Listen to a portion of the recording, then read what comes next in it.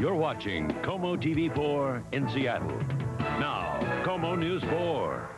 4 is 1, 2, 3 strikes, you're out.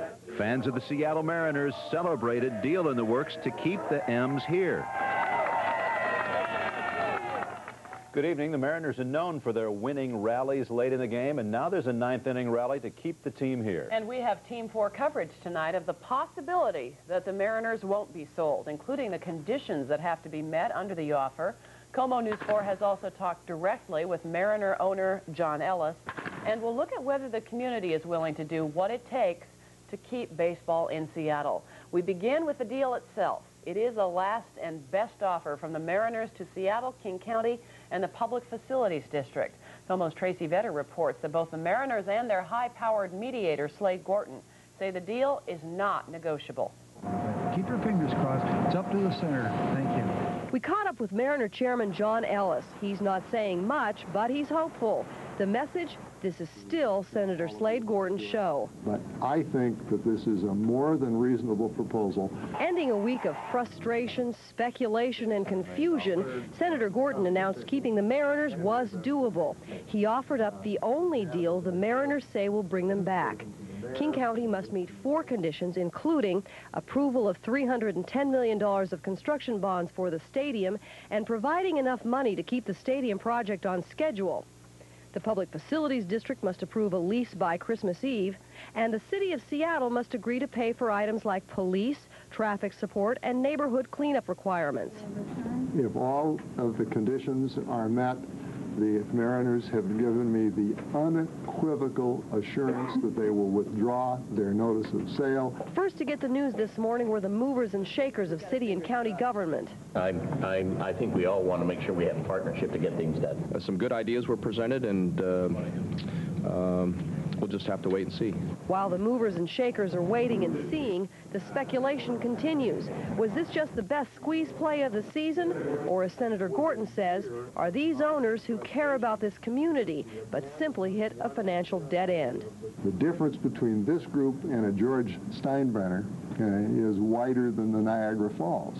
As for the Mariners, the team is still up for sale.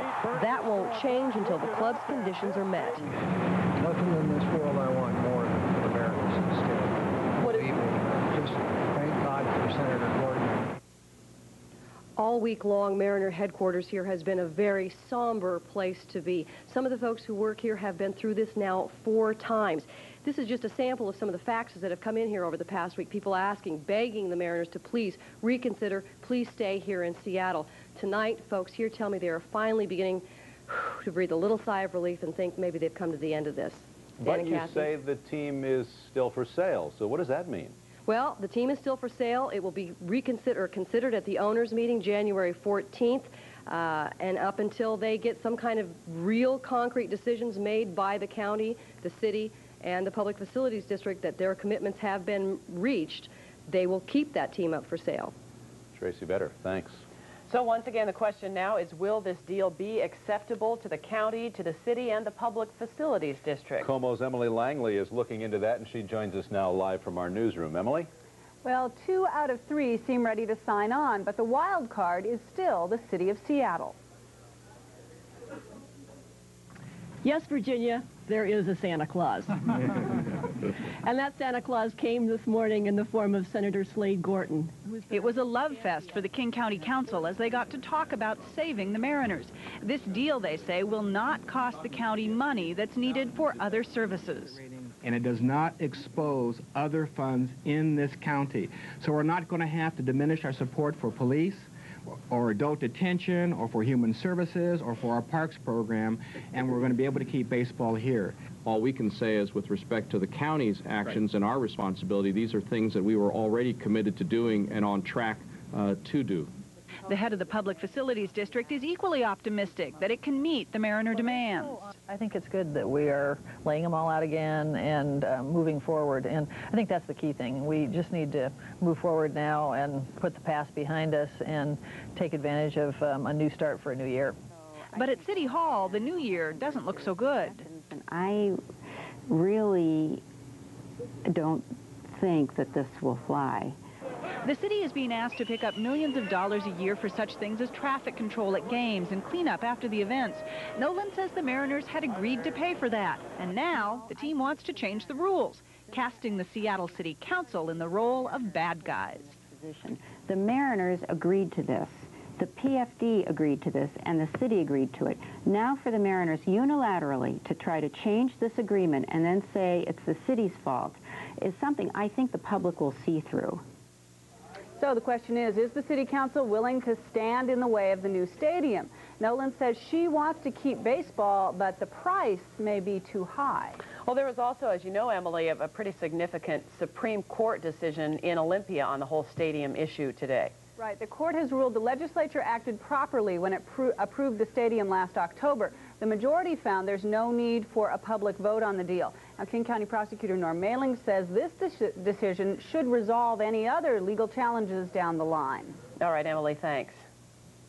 Well, today's big announcement came just as hundreds of Mariner fans were gathering outside the Kingdome in support of the team. And it has been a trying week for a lot of fans of the Mariners as well. Eric Johnson here now with their story. You know, today it was good to see some smiles, at least for the time being. Not since the Brooklyn Dodgers packed up and split the scene for Los Angeles has any group of baseball fans endured the emotional roller coaster that Mariner fans have been put through the past couple of years.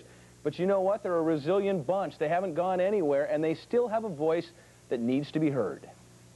So there they were, a couple hundred baseball fans standing around out in the cold. Just for the club, you know, anything I can do to keep baseball in Seattle is what I want to do. They had heard the good news, they had listened to the press conference, and now they felt a lot better. I think the county could have got it done, but I'm just glad to have something done. But I got to tell you something, it's one hell of a good day for baseball in Seattle, man. It was a good day, a day so good that grown men and women broke into song. Take me out to the ball game, take me out to the crowd. But there was no singing at NBBJ because there's no time to sing. These are the creators, the architects of Seattle's baseball paradise, and through all of the doubt, they haven't missed 1 hour of work. They can't afford to. Well, it's good news. We actually never slowed down, but to know that we can continue to go is very good news. So the work on the roof continues, and the creators keep creating. Politics or not, these people have a deadline. Well, it's tight, but it's not impossible. Otherwise, you know, we wouldn't take it on. And back at the stadium site, an angel appeared, Seattle's baseball angel, Slade Gorton himself. And suddenly, all the fans got the same idea at the same time. Name the stadium after Slade. How are you doing today? No, I think I just want to watch baseball being played in it. He's a very popular man today, especially amongst that crowd at the Kingdome. He'd love to have this feather in his cap. Absolutely. Right, thank you. There are still a lot of steps ahead in this process. The King County Council meets on Monday and will take its first look at the stadium bonds. The council will also be asked to approve an $8 million loan to keep the Public Facilities Board operating. Also on Monday, that board is holding a special meeting and is expected to approve a 20-year lease for the Mariners. A big victory for O.J. Simpson late this afternoon. Eric Johnson here now with more on the encouraging news for baseball fans. Yeah, it's not a done deal yet, but a lot of baseball fans feeling better today than they were yesterday. If you are a baseball fan or a sports fan in general, then I think it's safe to say you have yourself a friend in Senator Slade Gorton. When he showed up at the fan rally today, it was like Elvis showing up at Graceland. He was the man of the hour, and we got a chance to chat with him about the events of the day. How did you get the Mariners to reconsider this whole thing? A 40-year friendship with John Ellis. The fact that they didn't want to leave and felt they were really being driven out. Did the public outcry help at all? The public outcry got the council to make the changes that it was beginning to make. This isn't the first time this man has been involved with the Mariners' future, but he does not, repeat, does not want it to become a habit. I hope this is the last time I'm ever involved in this because we just want them to play ball. Here, here. In one of the strangest trades in baseball history, the Blue Jays traded John Olerud